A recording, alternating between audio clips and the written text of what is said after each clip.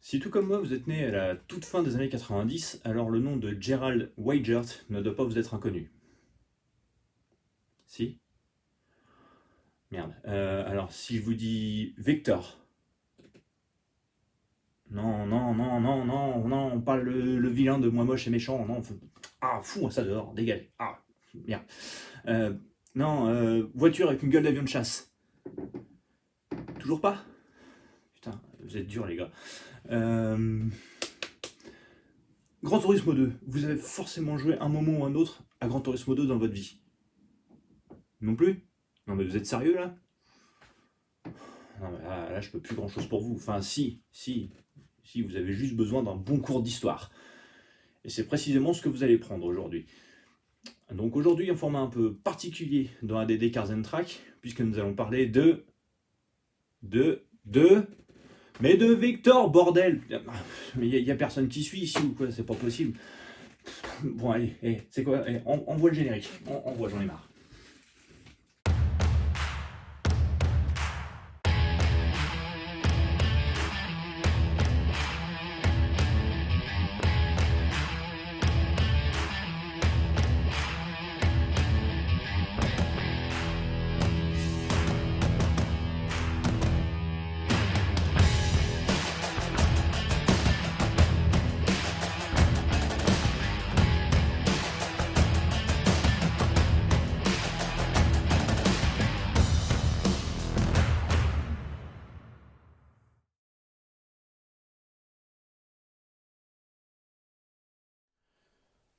Dans les années 70, l'industrie automobile a connu une période de chaos sans précédent.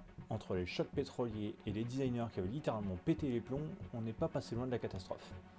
Surtout quand on a vu apparaître des boosts comme ça. Heureusement, dans ce flot bordélique, certains ont mis un point d'honneur à nous rappeler à nos bons souvenirs d'une époque pas si lointaine, mais déjà presque oubliée, celle des muscle cars. On commence donc à retrouver des voitures avec de la gueule, des moteurs qui envoient du lourd et des innovations révolutionnaires telles que le turbocompresseur.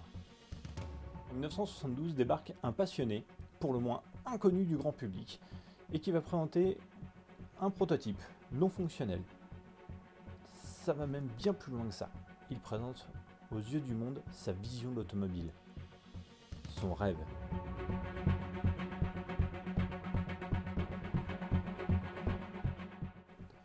Parce que oui, Gerald A. Weigert n'a pas seulement de l'argent, il a surtout un rêve. Lui qui sort avec son diplôme en poche du Art Center College of Design et après avoir commencé comme consultant pour Ford, Chrysler ou encore GM, n'a qu'une idée en tête. Poutrer les arrogantes sportives italiennes et tout simplement créer la supercar la plus performante de la planète. Rien que ça.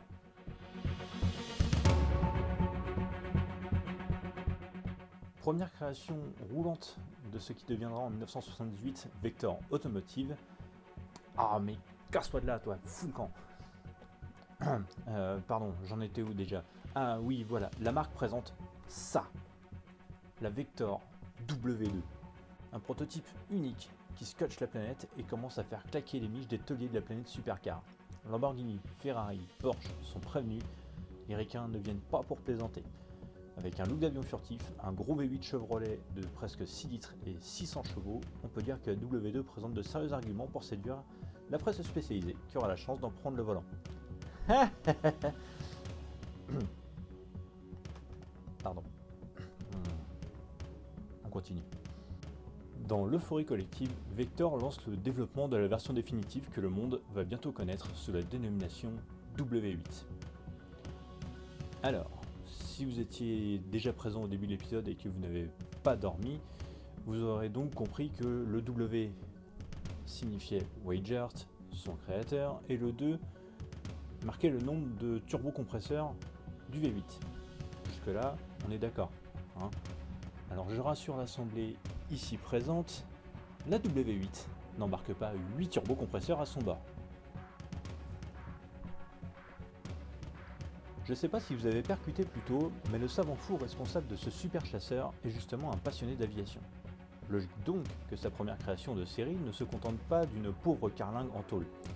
Weigert veut tout simplement tout ce qui se fait de mieux pour son bébé. La carrosserie était en aluminium mais aussi en carbone Kevlar et fibre de verre. La conception du châssis, des suspensions et des freins ont hérité des meilleures techniques utilisées dans l'aéronautique. Mais il faut aussi que son monstre soit accessible. L'objectif, rester sous la barre des 10 000 $. Non mais attendez, on va prendre 30 secondes quand même pour analyser la situation. Une supercar au prix d'une Clio? Non mais sérieusement, ok, je veux bien que 10 000 $ en 1972 n'avait pas la même valeur qu'en 2023, ok, je veux bien le concevoir. Mais entre nous, ça sent un peu la merde, non? Alors forcément, à technologie révolutionnaire, développement complexe. Et l'ardoise s'alourdit, car le développement de la W8 prend du retard. Beaucoup trop de retard. C'est à croire que chez les Américains, c'est une religion. Avec le F-35, ils sont en train de faire pareil, ça s'alourdit à coups de milliards, de dizaines de milliards de dollars. Voilà. Seulement, le problème, c'est que les objectifs sont obligés d'être revus à la baisse. Et les tarifs à la hausse. Souvenez-vous, 10 000 $. Gardez bien ça, là, vous l'écrivez ici, 10 000 $. Et puis, quant aux clients,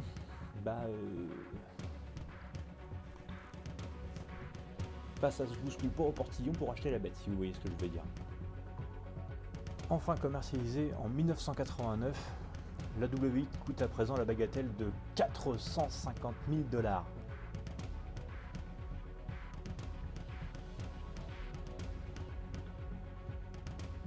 Les objectifs 10 000 $, 450 000. Je vous avais dit de le noter ici. Ouais. Non mais attendez, sérieusement, un Renault Espace initial de plus qu'une Ferrari F40? Oui, ça pique un poil quand même, oui. Quand on voit le prix annoncé à la base, ça a de quoi agacer. Alors il faut quand même savoir que parmi les 19 clients ayant acheté une W8, on retrouve entre autres le célèbre tennisman André Agassi. La légende raconte même qu'il serait devenu chauve au fur et à mesure des pannes successives de son américaine. Pourtant, cette caisse avait tout pour réussir son pari. Une gueule absolument incroyable, un intérieur futuriste aussi triste qu'un soir d'automne pluvieux dans le bureau de Vladimir Poutine, mais bardé de gadgets comme dans nos films et séries d'enfance. Son moteur, bien que d'une noblesse frappante,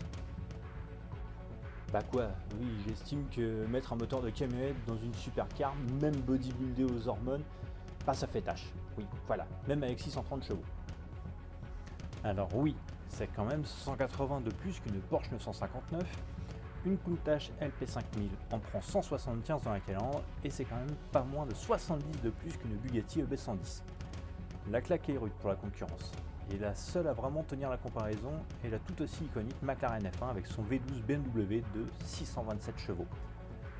Le tout étant accouplé à une boîte automatique à 3 rapports qui, bien qu'obsolète, était la seule à pouvoir supporter les 880 Nm de couple du V8. Pourtant, la grande différence entre toutes ces autos que je viens de vous citer et la Vector W8, c'est que cette dernière a été un énorme échec commercial. Alors que ses rivales, à la réputation légendaire, ont fait entrer leur ligne intemporelle au panthéon de l'automobile.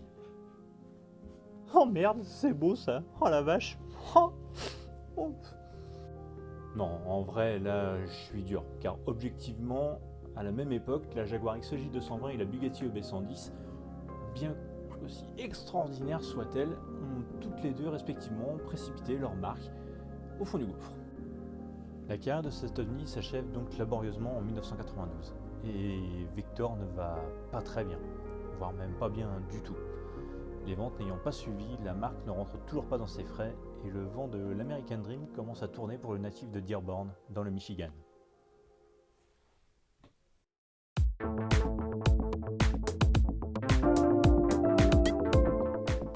En 92 et 93, Vector tente de se sortir de la mauvaise passe qu'a été la W8, en présentant deux nouveaux modèles, la WX 3C et 3R, pour coupé et roadster. Plus proche des réalisations de cette époque en termes de design, la WX3 impose quand même un style lui permettant de jouer dans un opus de la guerre des étoiles sans problème. L'auto est plus longue et plus aérodynamique que la W8, avec entre autres l'apparition d'un imposant aileron sur le capot arrière. Côté moteur, 3 versions sont disponibles pour le 8 cylindres qui culbute désormais 7 litres de cylindrée. Une version standard de 600 chevaux, une version améliorée de 800 chevaux et carrément une version de 1200 chevaux. Ah bah oui, hein, quand je vous ai dit que ça pouvait jouer dans un Star Wars, c'était pas que des conneries. Mais le public n'est pas dupe. Lors de la présentation au Salon de Genève 1993, on comprend vite qu'il ne s'agit ni plus ni moins que de W8 invendu et recarrossé, et en prime vendu 700 000 $. La sauce ne prend pas, et ces deux autos, aussi impressionnantes soient-elles, ne resteront qu'à l'état de prototype. Malheureusement, les heures sombres arrivent pour Vector Automotive, et en 1995, en proie à de grosses difficultés financières, la marque est cédée au groupe indonésien Megatech, également propriétaire de Lamborghini. Et vous allez voir, ça a son importance pour la suite. Si. Et le plan pour tenter de relancer Vector est simple. On reprend le style de la défunte AWX3, le châssis et le V12 5 litres 7 déjà tout près de la Lamborghini Diablo, et paf, ça fait des chocs à pic. Pardon. Ça donne la M12. Voilà, la M12.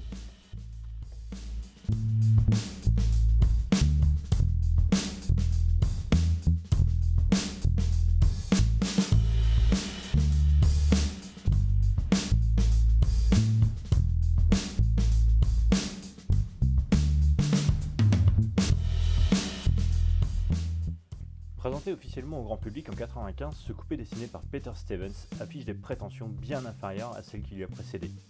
La M12 n'a plus de Vector que son style inimitable et ses finitions toujours aussi approximatives. La finish technique est pourtant loin d'être dégueulasse, avec 490 chevaux tout de même et 304 km/h en pointe. Attends, seulement 304 km/h? Quand on sait que la donneuse d'organes atteint 325? Je suis désolé, mais on est quand même en droit de se demander où ça a merdé en chemin. Alors oui, j'aurais pu mettre sur la table la carte du poids parce que l'auto est lourde. Mais en fait, les deux autos sont lourdes. Une Diablo et une M12 pèsent quasiment 1700 kg chacune. Même un tout petit peu moins pour la M12. Alors là, mystère et boule de carbone. Quoi qu'il en soit, il en faudra en tout cas bien plus aux acheteurs européens pour refourguer leur bolide à la place d'une M12, vendue tout de même 180 000 $. Encore une fois, malgré son style inimitable et ses performances remarquables, la M12 ne parvient pas à trouver son public. Et seulement 17 coupés seront vendus avant que ne cesse la production. Toutefois, on tentera quand même une dernière solution pour attirer les clients de la M12. En 1998, on tentera de reconvertir deux modèles de pré-production en version course. Ainsi apparaît la M12 ASR GT2, qui sera engagée en championnat IMSA, le championnat d'endurance nord-américain, notamment au légendaire 12 heures de Sebring. Mais encore une fois, sans succès. La voiture est préparée à la hâte et le projet est très vite abandonné. Pour voir une M12 compétitive, il faudra se diriger vers la franchise Gran Turismo ou l'ASR devenant LM, forte de 680 chevaux, envoyée du lourd.